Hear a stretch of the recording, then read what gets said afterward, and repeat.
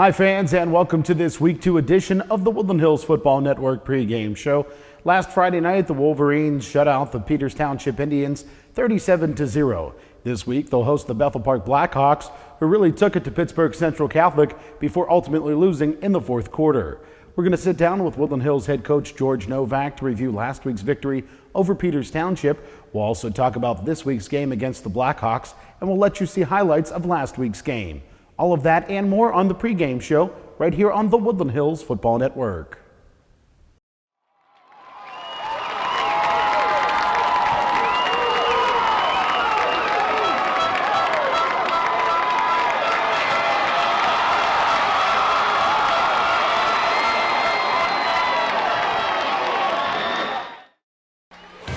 Caught by Jamon Dunn at the 27-yard line. He'll run to the far boundary, has a crease, sidesteps an Indian. They'll go 50, 40, 30, still on his feet, 20, 15, 10, 5, end zone, and no flags on the field as the Wolverines return the first punt of the season. A very impressive 73 yards for a TD. Joel Shaw, huge hold to the left-hand side, inside of the 20, 15, 10, 5, end zone. Touchdown, Woodland Hills, a gaping hole for the Wolverines, and it's another TD for the Black and Turquoise. He'll hand off to Sanders, who runs to his right, has a lot of room over there, and he'll scamper unscathed for a 16-yard Woody High TD, and the Wolverines are on top 20-0. Handoff, Shaw runs right, huge hole into the end zone. He will go for a 6-yard touchdown, and the Wolverines are on top 27-0. Indians fumble the football on the first play of this drive, and then it's covered up to Rick Thompson on the fumble recovery. Handoff, Miles Sanders cuts to the right, still on his feet. He'll dance inside of the 30-yard line, bouncing to the far boundary yet again. Inside of the 25, 15, 10, 5. What a run by Miles Sanders for the big 31-yard TD. Hills with the four-man defensive front. Pressure on Cortez. He'll be wrapped, and he will be sacked by Saeed Holt. Good snap, good hold. Kick is up, and that kick is good inside of the left upright.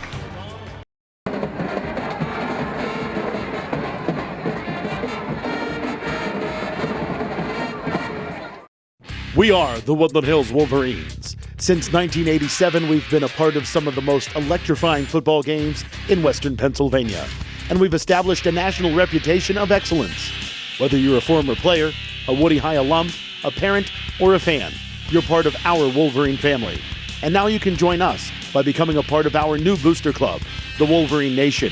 Visit WHFBA.org and see how your donation can help our student athletes while earning you unique benefits. We're more than just a booster club. We are the Wolverine Nation. Hi again, fans, and welcome back to this Week 2 pregame show here on the Woodland Hills Football Network. Adam Gusky here, sitting down with Woodland Hills head coach George Novak. And Coach Novak, before we talk about this week's game against Bethel Park, let's look back to last Friday night's victory over Peters Township. The defense pitched a shutout, and the offense was really rolling. Yeah, Adam, I was really pleased with the way our boys played Friday night. You know, coming into the season, we expected to have a pretty good football team, but you never know until you play a game. And, you know, Peters Township was much improved.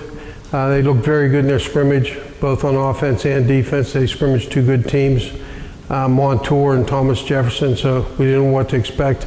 And we came out and the defense played extremely well. They shut down their offense, held them out of the end zone. And, you know, special teams did a nice job, got them in the hole on the opening kickoff. Jamon Dunn had made a great run back on the punt for the first touchdown. And then, you know, we were able to run the ball with Joel and Miles Sanders. Both of them did a nice job running the football. Both had over 100 yards. And, you know, the passing game is starting to come around. Cooper made some nice plays at quarterback. I think one of the keys, though, was some of the offensive linemen that we expected to do pretty well this year. Didn't know how to do this early in the season, but they did pretty well. You know, we had Terrell Gray and Eric Mitchell both played very well for us. We moved Stevie Rickard to left tackle. He had a nice game. And of course, Wolford Clark's our man we count on, and he played a great game too. And Spratley was playing at center.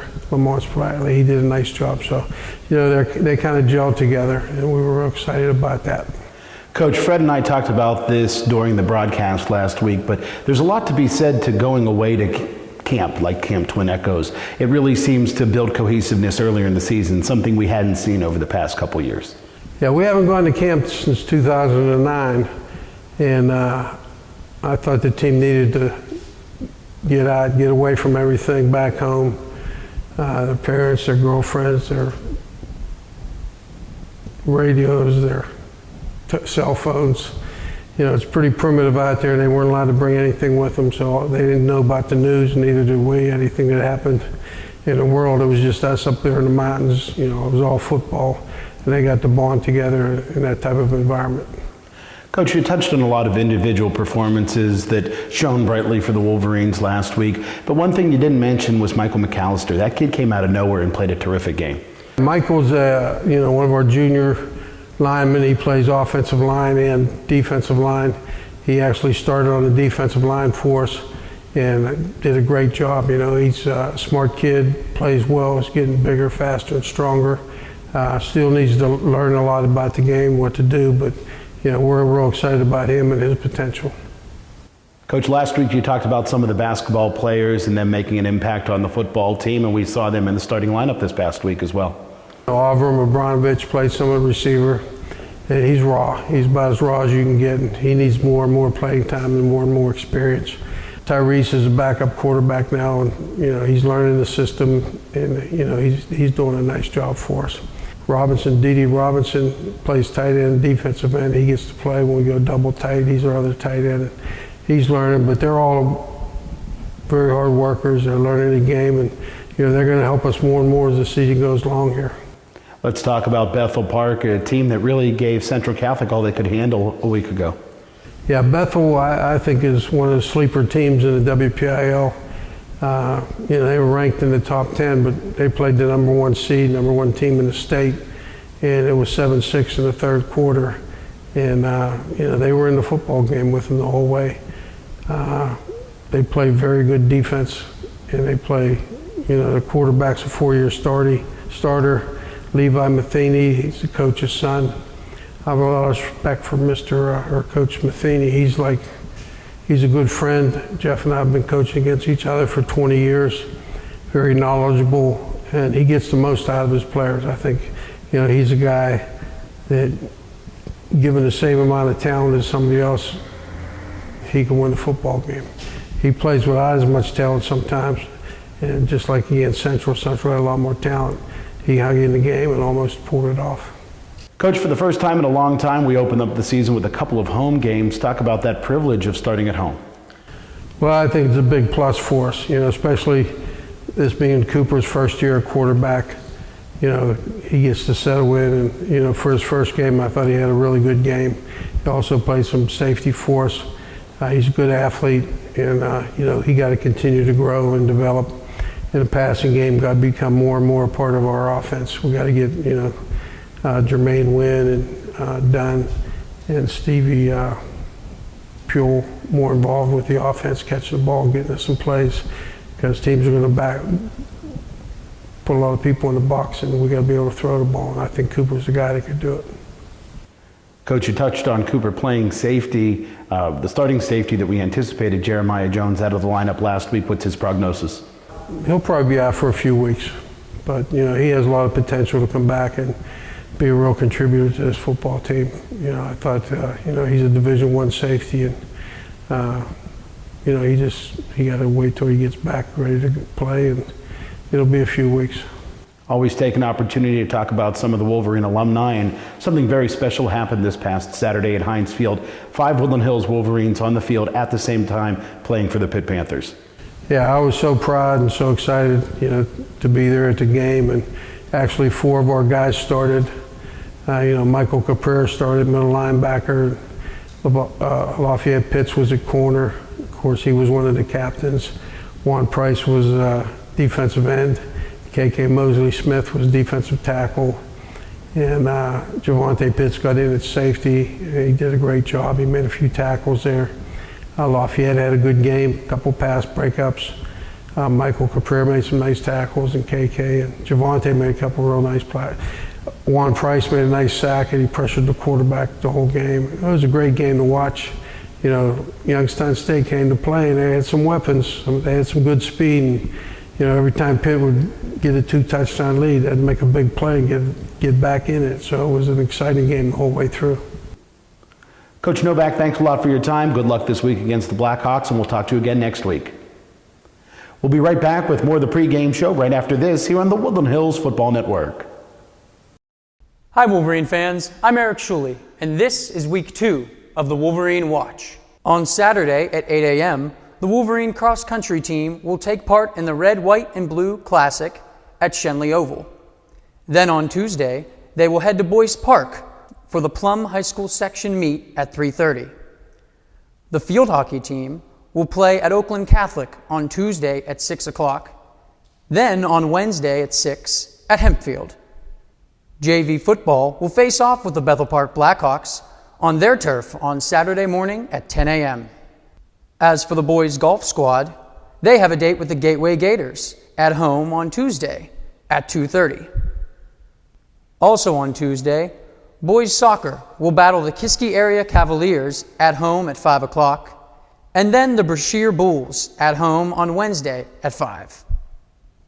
Girls soccer will travel to Fox Chapel to meet the Foxes on Saturday at 12:45.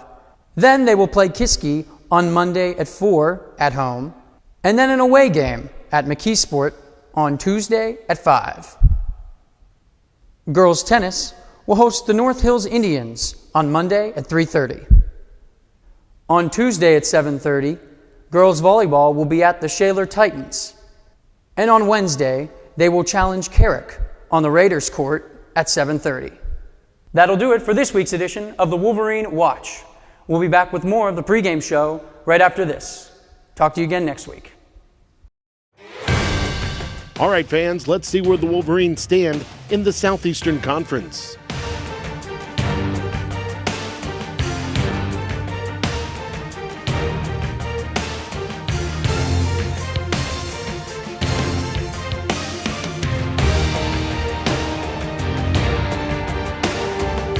And now let's take a look at the MSA Sports WPIAL Quad A Top 10 rankings.